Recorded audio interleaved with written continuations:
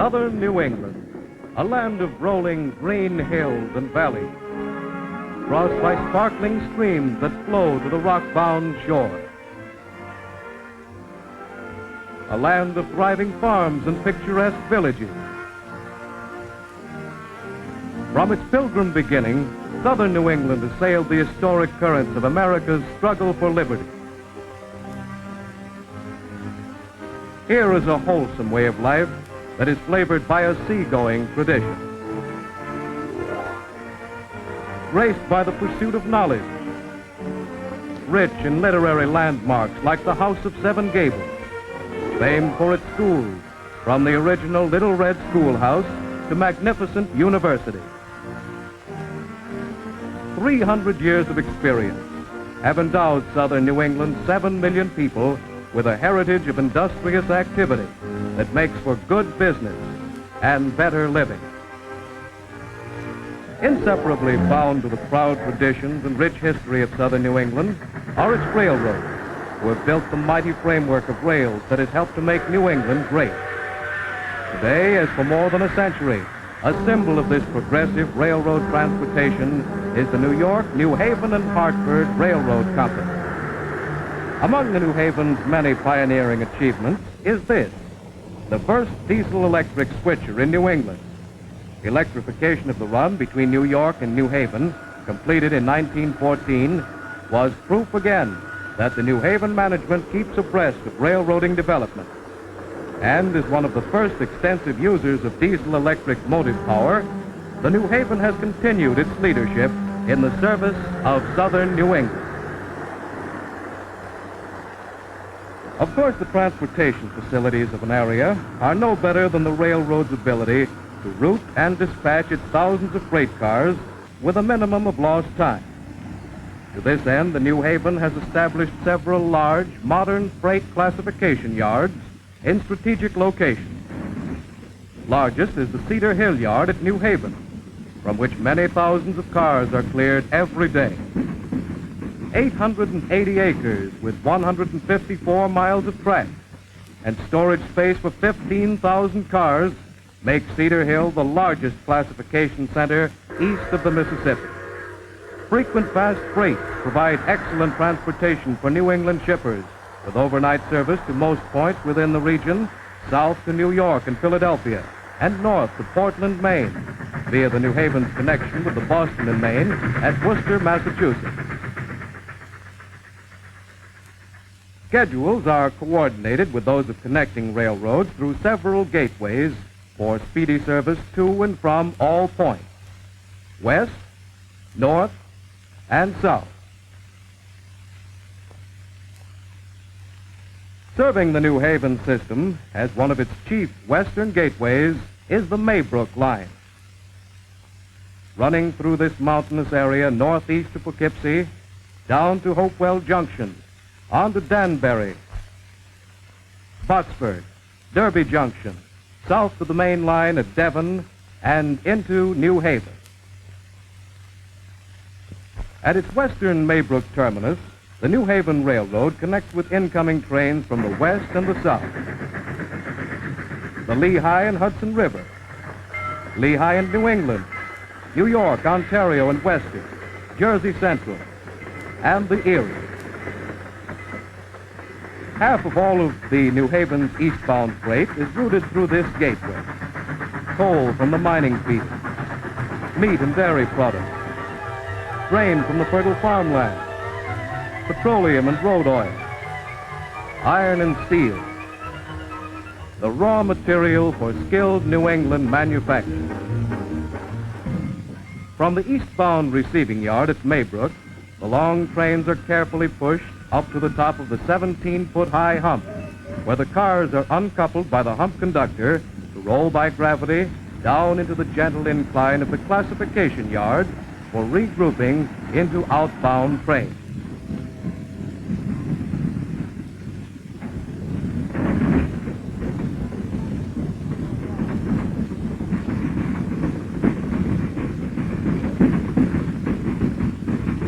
Skillfully switched to their proper tracks, the cars are braked to a stop at the end of their ride and strung together. When the makeup is completed, the road locomotive is added to the head end, the caboose is coupled to the rear, and another train is underway. Every day, up to 1,000 cars are routed eastbound out of this bustling classification yard at Maybrook. 4,000 tons per train rolling east to market. The route itself is typical for this part of the country, from green-topped hills down to the lowlands of the coast. Let's take a look at it from the railroader's perspective. From an operating standpoint, the route is a problem in grade, permissible speed, stops, mileage, and motive power. It used to take 46 steam locomotives to haul the freight up and down these grades. But steam is no longer the best answer. To give its customers the finest in transportation, the New Haven has contributed another milestone to its railroading progress by converting the motive power of the entire Maybrook Line from steam to a fleet of 15 3-unit Alco GE diesel-electric locomotives. More ton miles in less time with fewer trains.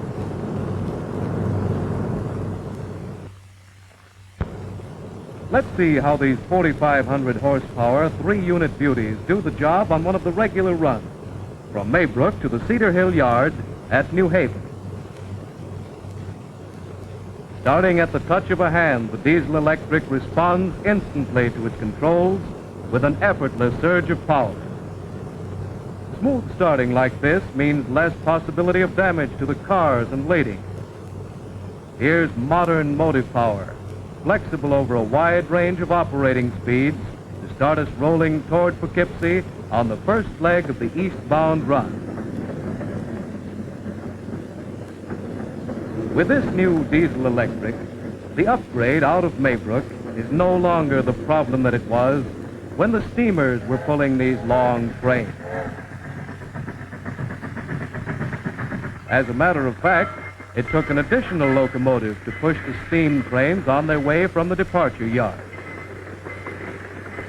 After leaving the pusher at Berea, the next problem was the grade out of the hills down to the Hudson River. Here was constant application and release of the air brakes to stay within the required speed limit, increasing the wear and tear on the air brake system as the train slowed down.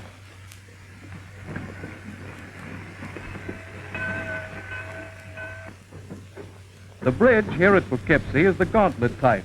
The two tracks are combined into a single track crossing 212 feet above the water.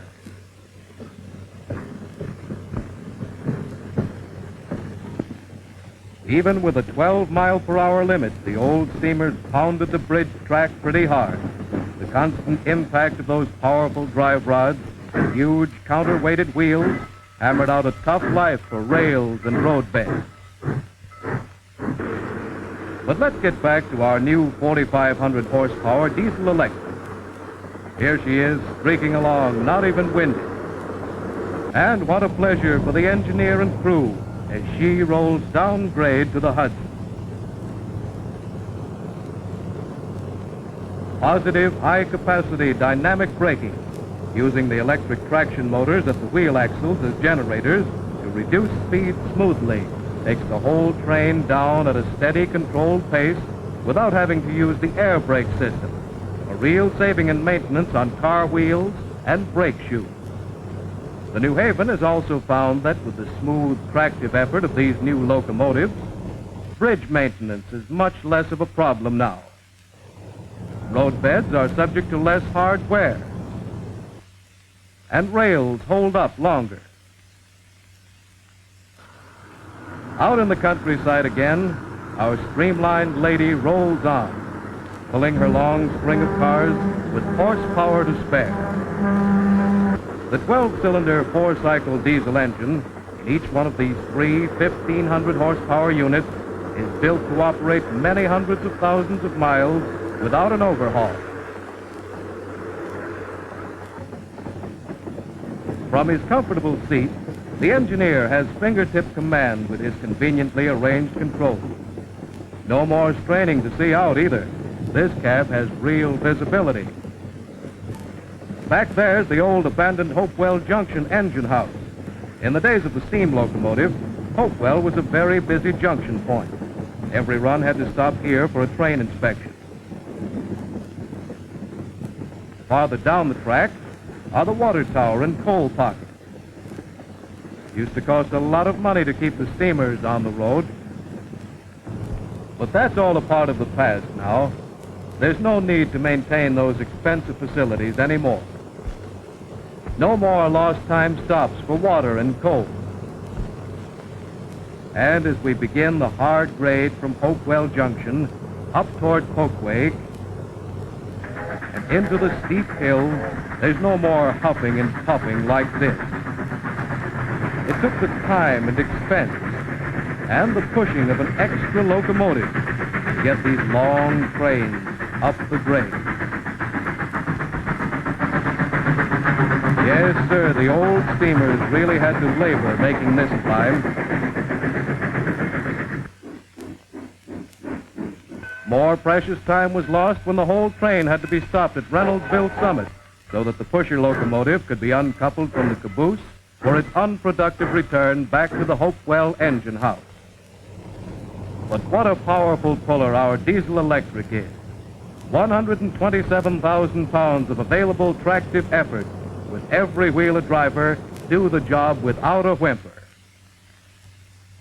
A new system of turbo supercharging has added 90% more horsepower to these locomotives. And as we come down the first grade out of these hills, the use of this new dynamic braking instead of air braking ensures the smooth and safe handling of cars and content. Shortly after leaving New York State, we pass the famous Danbury Fairgrounds in Connecticut as we roll eastward onto Botsford. The steamers had to stop here or at the fairgrounds for another time-consuming train inspection and to take on water. Just beyond Botsford is another long downgrade. 9 miles with a slow-down order which limits the speed of the train to 15 miles per hour.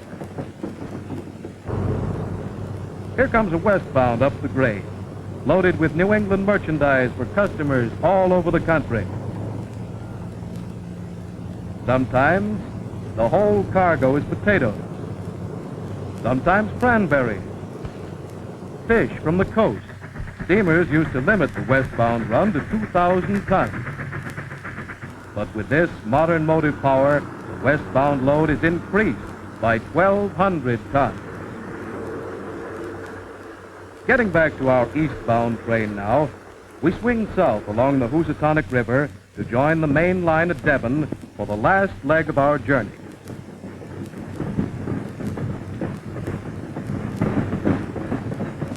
As it highballs down these busy electrified tracks on Connecticut's South Shore, our sleek diesel-electric locomotive plays a proud role in the New Haven's pattern of modern transportation. With the city of New Haven as a backdrop, we thread our way northeast to the outskirts through a maze of tracks, pull into the receiving yard at the Cedar Hill Freight Terminal. It's another good run, and it's right smack on the schedule. This, then, is the newest chapter in the New Haven story, dedicated to the mainline operation of the Maybrook Road, as it speeds the freight with its powerful new Alco GE diesel-electric locomotive. These sleek, modern giants are the symbol of railroad leadership as the New Haven continues to serve southern New England.